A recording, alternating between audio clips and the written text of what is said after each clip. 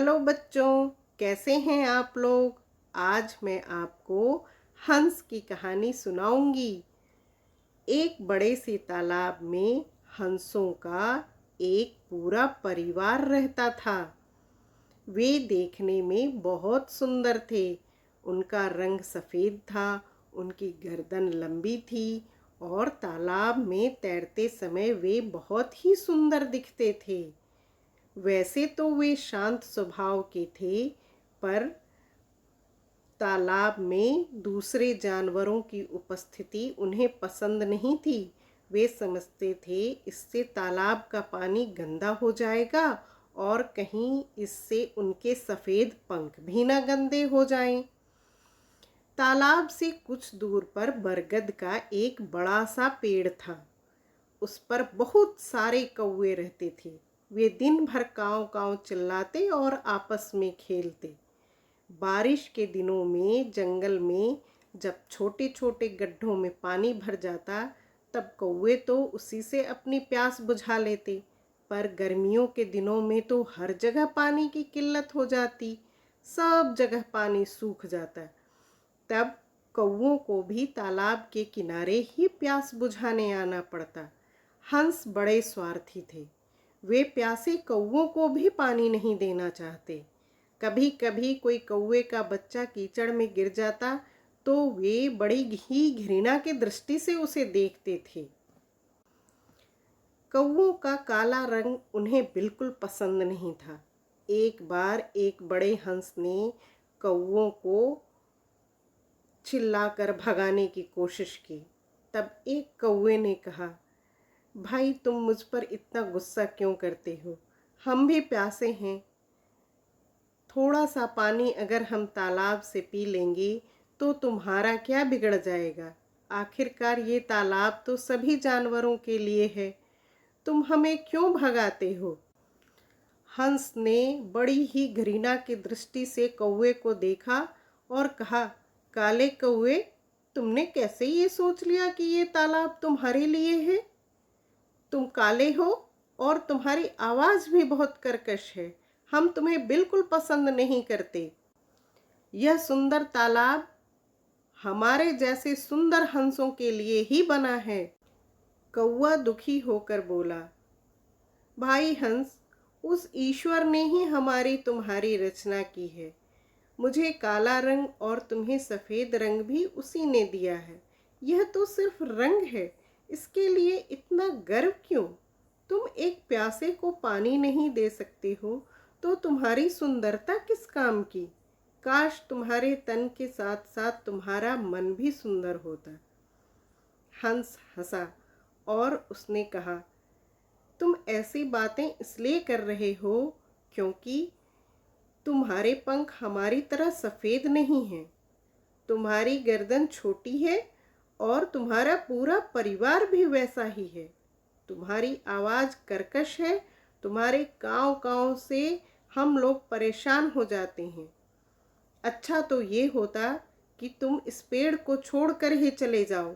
हम तुम्हें बिल्कुल पसंद नहीं करते। कौवा बहुत उदास हो गया। वह दुखी होकर अपने पेड़ पर गया और अपने समूह को हंसों की पूरी बात बताई।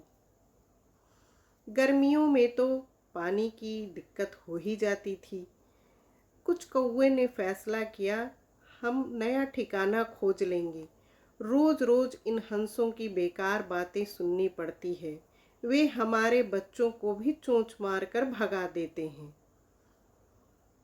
कुछ बड़े कौवे उड़कर जंगल के अंदर वाले हिस्से में नया ठिकाना खोजने चले गए।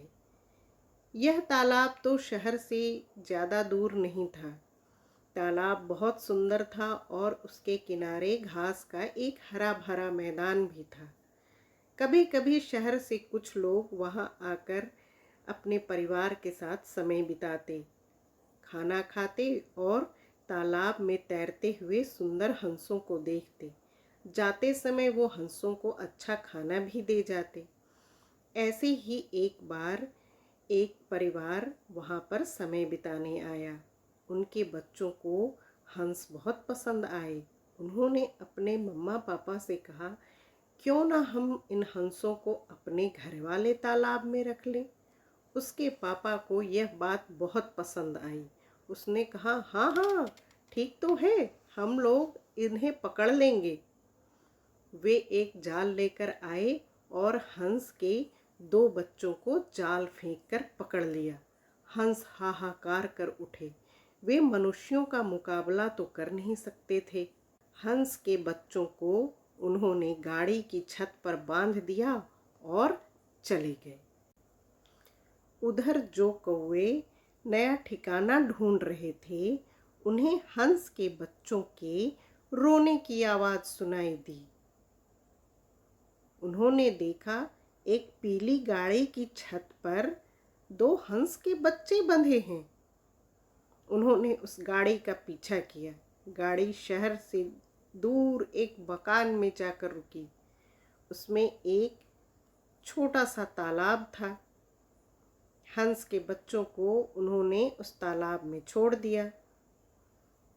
उनके बच्चे तो ताली बजा बजा कर हंस रहे थे हंस के बच्चों को देखकर।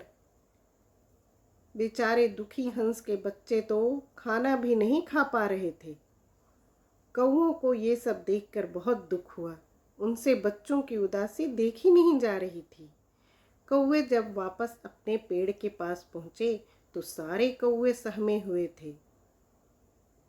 उन्होंने बताया कि कैसे हंस के बच्चों को कुछ मनुष्यों ने जाल लगाकर पकड़ लिया और लेकर चले गए।